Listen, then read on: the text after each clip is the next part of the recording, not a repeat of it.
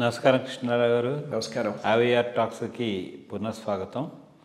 ఈరోజు మనము సమీక్ష చేసే దాంట్లో ఇదివరకు ఆల్రెడీ మనము ఐవీఆర్ టాక్స్లో ఆంధ్రప్రదేశ్లో కొత్త ప్రభుత్వం ఏర్పడిన తర్వాత వాళ్ళు ఎలక్షన్ టైంలో ఇచ్చినటువంటి ప్రామిసెస్ ఎలా చేయగలరు, దాన్ని సూపర్ 6 అని వాళ్ళు చెప్పారు. దాని సాధ్యాసాధ్యాలు ఏమిటి, అది మరి ఆంధ్రప్రదేశ్ ప్రభుత్వం పనితీరు మీద ఏ విధమైనటువంటి ప్రభావితం చూపిస్తుంది, అన్నీ అమలు చేయగలరా లేదా అనే దాని మీద మనం చిన్న విశ్లేషణ చేసాం. ఇప్పుడు మరి ఆల్మోస్ట్ ఒక సంవత్సరం ఆల్రెడీ కాబోస్తోంది.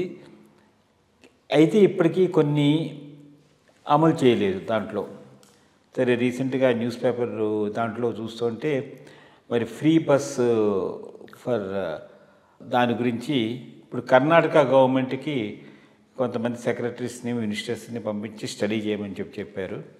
పెన్షన్లు అయితే ఇదివరకులా కాకుండా జీతాలును 31వ తారీఖు నాటికి అందరికీ ఏదో విధంగా మేనేజ్ చేస్తున్నారు. అయితే సెంట్రల్ గవర్నమెంట్ నుంచి ఫండ్స్ వస్తున్నాయి కాబట్టి they are in a position to do ఇదనమాట.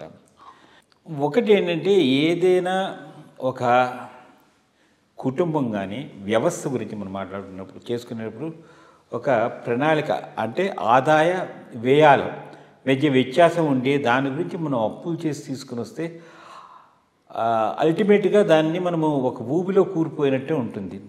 సాధ్యాసాధ్య విషయాల గురించి చెప్పి అఫ్కోర్స్ ఈ క్రమేణా దీంట్లో ఒక విధమైనటువంటి మంచి ఇది చేసింది ఏంటంటే, పవన్ కళ్యాణ్ గారు సివిల్ సప్లైస్ మినిస్టర్ ద్వారా వెళ్ళి ఎక్కడైతే ఈ కార్డ్స్ ఉంటాయో కార్డ్స్ని చాలా ఎలిమినేట్ చేయడానికి ట్రై చేశారు.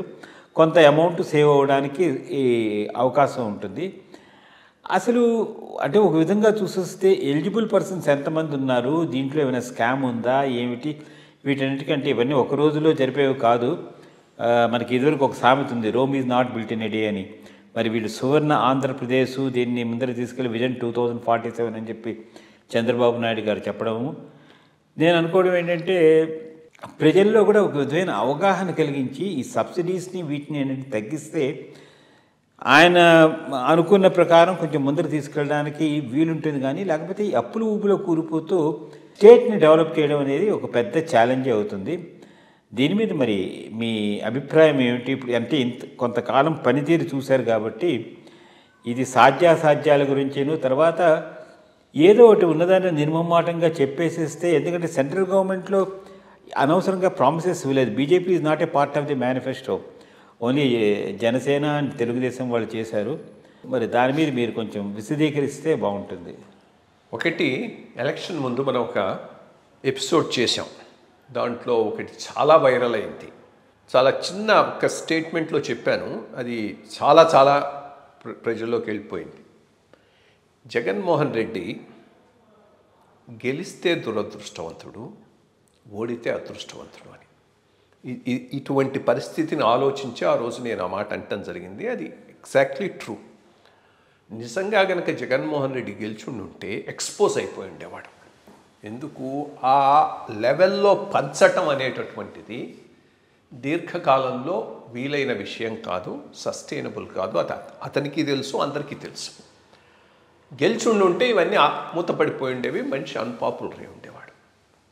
ఓడిపోయినాడు కాబట్టి ఇప్పుడు నేను ఇచ్చాను మీరు ఇవ్వలేదని చెప్పడానికి అతనికి ఒక ఎక్స్క్యూజ్ దొరికింది. ఇక ఈ ప్రభుత్వం పరిస్థితికి వద్దాం. అతనిదే అతి, విచ్చలవిడి దుబారా, దాని మీద ఇంకొక బడ్జెట్ ఎక్కువ పెట్టినట్టుగా వీళ్ళ సూపర్ 6 పెట్టారు. ఫైనాన్సెస్ ఎక్కడి నుంచి తెస్తారో తెలియకుండా చెప్పారు. అదే ఆ విషయంలోనే మళ్ళీ మనం ఇంకొక ఇష్యూ కూడా చాలా ఇంపార్టెంట్గా అప్పుడు ఫోకస్ చేసి మాట్లాడాము. మేనిఫెస్టోలకు బడ్జెటింగ్ ఉండాలి, ఎలక్షన్ కమిషన్ ఇన్సిస్ట్ చేయాలని కూడా అన్నాం. ఇదే దృష్టిలో పెట్టుకొని అన్నాం. సో ఇప్పుడు ఏమైంది, అది తల మీద కొరవిగా కూర్చున్నది. సో మింగాలేక కక్కాలేక ఉన్నది ప్రభుత్వ పరిస్థితి. అది ఆంధ్రే కాదు, తెలంగాణ కూడా అంతే. తెలంగాణ ఎట్లా ఉందో ఆంధ్ర కూడా అట్లాగే ఉంది. ఇవి ఆచరణ సాధ్యం కానీ ఫైనాన్సు సపోర్ట్ చేయనటువంటి స్టేట్మెంట్స్, మేనిఫెస్టోస్. కాబట్టి వీళ్ళు ఎన్ని మాటలు చెప్పినా కానీ నేనైతే అవకాశం ఉందని నేను అనుకోను. 2 రకాల, ఒకటి కొన్ని పాసిబుల్ స్ట్రీమ్స్ ఆఫ్ ఇన్కమ్ను కూడా జగన్మోహన్ రెడ్డి బ్లాక్ చేసి పడేశాడు. లైక్ ఈ పిఎస్యూస్ వాటి మీద గవర్నమెంట్ గ్యారంటీ ఇచ్చి అప్పులు తెచ్చి పనిచేయటం, వాటి రీపేమెంట్ గవర్నమెంట్ చేసేటట్టు. ఇప్పుడు ఏమి చేసింది, అతను చేసిన ఆ చర్య వలన కేంద్ర ప్రభుత్వం ఎఫ్ఆర్బిఎం పరిమితిలోకి దీన్ని కూడా తెచ్చేసింది. కాబట్టి ఇప్పుడు ఆ రకంగా ఫర్దర్గా చేసేటటువంటి అవకాశాలు లేవు. అట్లాగే ఫ్యూచర్ ఇన్కమ్స్ను డిస్కౌంట్ చేసి అప్పులు తీసుకోవటం, మేబీ అదొకటి వీళ్ళకి ఇప్పుడు ఏదైనా కొంతవరకు అవకాశం ఉండొచ్చు, ఉన్నా కానీ అది సరిపోదు.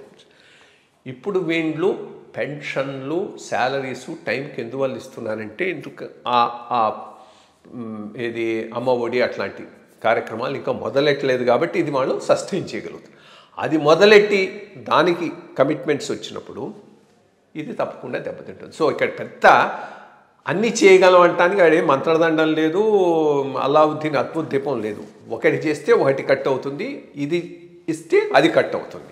అది ఇవ్వనంత వరకు ఇది మేనేజ్ చేయగలరు, అది ఇవ్వటం మొదలెట్టిన తర్వాత ఇక్కడ నీకు వస్తుంది. సో ఏ లాబీని నువ్వు ఎలిమినేట్ చేసుకోవడానికి రెడీగా ఉన్నావు, ఏ లాబీ నీకు మోర్ ఇంపార్టెంట్ అనే దాని మీద ఆధారపడి ఉంటుంది. ఇక రేషన్ కార్డ్స్ వాటిని ఎలిమినేట్ చేయటం మంచి కార్యక్రమం, దాంట్లో ఏమీ డౌట్ లేదు. దాని పొలిటికల్ బ్యాక్లాష్ ఎట్లా ఉంటుంది అనేది కూడా ఆలోచించుకోవాలి. బికాస్ దానికి అలవాటు పడిపోయినారు తీసుకోవటం అనేటటువంటి. ఇప్పుడు అవి కట్ చేయటం అని అంటే కొంత దాని మీద కూడా బ్యాక్లాష్ వస్తుంది. రెండోది, ఏదైనా ఇటువంటివి కట్ చేసే ప్రోగ్రామ్ను బ్యూరోక్రసీ మోస్ట్ ఇన్ఎఫిషియెంట్గా ఇంప్లిమెంట్ చేస్తుంది. ఇన్ఫ్యాక్ట్ చెన్నారెడ్డి గారు ఉన్నప్పుడు దీంతోనే బాగా అన్పాపులర్ అయినాడు. ఇది ఇన్ఎలిజిబుల్ రేషన్ కార్డ్స్ను తొలగించడం అనేది ఒక పెద్ద డ్రైవ్ పెట్టేటప్పటికి రెవెన్యూ శాఖ వాళ్ళు ఏం చేస్తారు, డబ్బులు తీసుకొని ఒకటికి ఇస్తారు, ఇంకోటికి ఎవరు ఇన్ఎలిజిబుల్ ఫెల్స్ ఉంచుతారు, ఎలిజిబుల్ వాళ్ళకి తీసేస్తారు. సో ఇదొకటి కేర్ఫుల్గా ఉండాలి. చాలా కేర్ఫుల్గా చేయకపోతే ఇది బ్యాక్లాష్ అయ్యేటటువంటి అవకాశం కూడా ఉంది.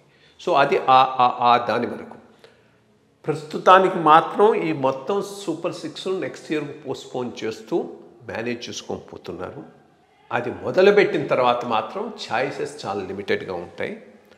రెండోది, కేంద్ర ప్రభుత్వం కోయలీషన్ పార్ట్నర్ కదా, ఫండ్స్ తెచ్చుకోవాలని చూస్తే కేంద్ర ప్రభుత్వం చాలా క్లియర్గా ఉన్నది.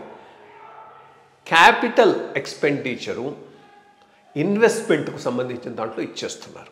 అంటే స్పెషల్ ప్యాకేజ్ కూడా ఇచ్చేస్తున్నారు. Something like railway line, extra railway line going through Amaravati, bypass road, ఇంకా చాలా వాటిల్లో ఎక్కడెక్కడైతే వీలు ఉన్నదో అక్కడంతా అకామిడేట్ చేసుకొని ఫండ్స్ ఇస్తున్నారు. బట్ ఇవేవి పోలవరానికి నిధులు ఇవన్నీ చేస్తున్నారు. బట్ ఇవేవి కూడా నీకు ఈ వెల్ఫేర్ మెషర్కు పనికొచ్చేవి కావు. కాబట్టి ఇక్కడ స్టేట్ ఫండ్స్తోనే స్టేటే చేయాల్సి ఉంటుంది. ఇప్పుడు ఈ ప్రాబ్లం అన్ని చోట్ల ఉన్నది. దీని నుంచి ఎట్లా బయట రావాలనేటటువంటిది ఒకటి, పెద్ద ఎత్తున ఇట్లాంటి ప్రామిసెస్ చేయకుండా గుడ్ గవర్నెన్స్ ద్వారా మళ్ళా అధికారంలోకి వచ్చి స్టేబుల్ గవర్నమెంట్ ఇవ్వగలిగినవి 2-3 చోట్ల అది బీజేపీ ప్రభుత్వాలు చేయగలిగాయి. ఒకటి గుజరాత్, రెండోది ఉత్తరప్రదేశ్.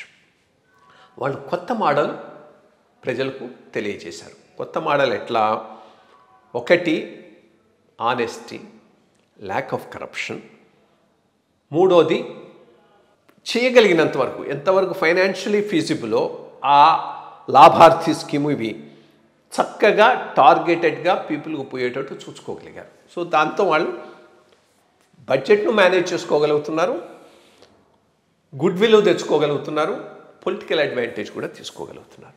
చూడాలి మహారాష్ట్ర కూడా అట్లా చేయగలుగుతున్నారు. ఎందుకంటే మహారాష్ట్ర చాలా హ్యూజ్ ప్రామిస్ చేసి ముందుకెళ్ళారు. అక్కడ కూడా ఆంధ్ర, తెలంగాణ లాగా దాని నుంచి ఎట్లా బయటపడతారు, బయటపడి రేషనల్గా దానిని చేసుకొని వాళ్ళు చేయగలిగితే అది కూడా ఒక మంచి గుడ్ ఎగ్జాంపుల్ అక్కడ మహారాష్ట్రలో తయారు కావచ్చు. ఎందుకంటే ఇప్పుడు వాళ్ళకున్న మెజారిటీతో పెద్దగా వీళ్ళని గురించి పట్టించుకోవాల్సిన అవసరం లేదు, coalition partners. So good governance again ఇచ్చేటటువంటి అవకాశం అక్కడ ఉంది. ఈ అంశం మీద ప్రజలతో ముందుగానే షేర్ చేసుకొని ఎంతవరకు పాసిబులో ఎంతవరకు ఇంపాసిబులో గుడ్ గవర్నెన్స్ డెలివరీ కరప్షను వీటి మీద కనుక కాన్సన్ట్రేట్ చేయగలిగితే ఆంధ్రప్రదేశ్లో కూటమికి ఫ్యూచర్ ఉంటుంది.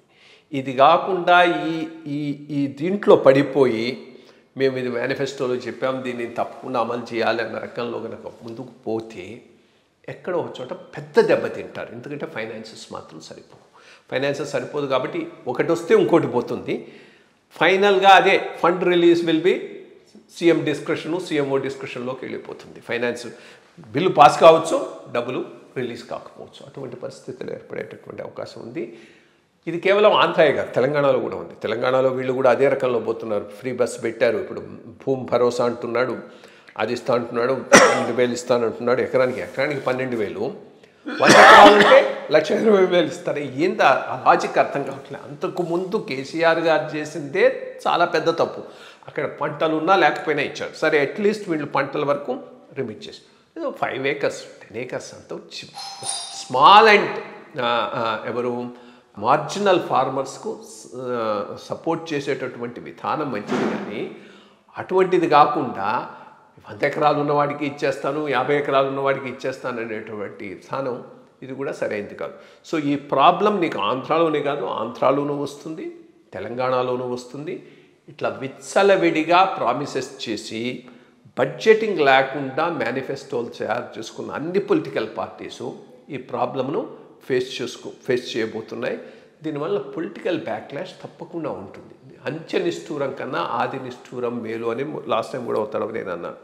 సో మొత్తం ఫైనాన్సెస్ను ముందు పెట్టి ఇది చేయగలము, ఇది చేయలేము, ఇది చేయగలిగింది చక్కగా చేస్తాం, క్వాలిటీగా చేస్తాం అనేటటువంటి దీంతో ముందుకు పోకపోతే ఆఖరికి ఎట్లా అవుతుందంటే దెబ్బ కొట్టుకోవడానికి ఏ రాయి అయితే ఏమి, ఈ రాయి అట్టాగే ఉంది, ఆ రాయి అట్టాగే ఉంది అనేటువంటి పరిస్థితి ఏర్పడేటటువంటి అవకాశం ఉంటుంది. అది కూడాను ఎక్స్పెండిచర్లో కూడాను ఇప్పుడు టెక్నాలజీని యాజ్ ఎ టూల్ కింద ఆయన వాడుతున్నారు కాబట్టి ఆస్టెరిటీ మెజర్స్ యూజ్ చేసి దాంట్లో కూడా కంట్రోల్ చేస్తే ఎక్స్చెకర్కి కొంచెం బెనిఫిట్ ఉండడానికి అంటే అవకాశం. అసలు ఒకటి దీనికి అంతా more important point physical space అంటారు. ఫిజికల్ స్పేస్ లేదు. ఇతనైనా జగన్మోహన్ రెడ్డి అయినా ఎవరికైనా కానీ ఫిజికల్ స్పేస్ లేదు. ఎందుకు? నీకు వచ్చేటటువంటి ఆదాయంలో చాలా వరకు కమిటెడ్ ఎక్స్పెండిచర్, శాలరీస్, పెన్షన్స్, వడ్డీలు, ప్రిన్సిపల్, రీపేమెంట్ చేసేటటువంటి అదే సింహభాగాన్ని తీసేసుకుంటున్నాయి. ఇంకా నీకు అక్కడ మిగిలినటువంటిది ఇటువంటి వాటికి కేటాయించగలిగినటువంటి డబ్బులే తక్కువ. సో అది పరిస్థితి అయినప్పుడు నువ్వు ఏమి చేసినా కానీ 5 ఏళ్ళు ఏదో నెట్టొచ్చు, బట్ బ్యాక్లాష్ వస్తుంది. ఇప్పుడు జగన్మోహన్ రెడ్డి నెట్టాడు కానీ బ్యాక్లాష్లో పూర్తిగా వెళ్ళిపోయినాడు. ఎన్టీ రామారావు గారు ఇదే స్కీమ్ను ఫాలో అయినాడు. నేను అప్పుడు చాలా తడవలు చెప్పాను, జగన్మోహన్ రెడ్డి గారి విధానం ఎన్టీ రామారావు గారి విధానం లాగానే ఉన్నది. ఈ 5 ఏళ్ళు నేను ఏదో ఒకటి పనిచేసి ఆర్థిక విచ్చలవిడితనం చేసి మళ్ళా గెలుస్తాను అనుకోవటం. కానీ ఎన్టీ రామారావు గారు కూడా అదే రకంలో పంచడం మొదలెట్టాడు, ఖజానాను ఖాళీ చేశాడు, కానీ గెలవలేదు నెక్స్ట్ టైం. ఆయనకి అట్లీస్ట్ కొంత క్యారిస్మా అది ఉంది కాబట్టి ఓడిపోయినా అంత పెద్ద ఎత్తున ఓడిపోలేదు. ఈయనకు ఆ క్యారిస్మా లేదు, ఏమీ లేదు. ఈ విచ్చలవిడితనంగా ఖర్చు పెట్టడంతో కొన్ని వర్గాలను ముందుకు తీసుకోగలిగాడు, చాలా వర్గాలను ఎలిమినేట్ చేసుకున్నాడు. కాబట్టి మరీ ఇదిగా దారుణంగా ఓడిపోయినాడు. సో రేపు 2029లో కూడా ఇదే రిపీట్ అవుతుంది. ఇదే పంథాలో ఈ రకంగానే ఈ ప్రభుత్వం కూడా పోయిందంటే. సో చేయాల్సిన పని అయితే చాలా ఉంది. చంద్రబాబు నాయుడు గారి భుజస్కంధాల మీద ఆయన మరి ఏ విధమైన ఆలోచన చేసి ఈ గడ్డు పరిస్థితి నుంచి బయటకు ఎక్కుతారు అనేది ఆయన ఆచరణ చేసే పద్ధతుల మీద ఆధారపడి ఉంటుంది. వేచి చూద్దాం. నమస్కారం.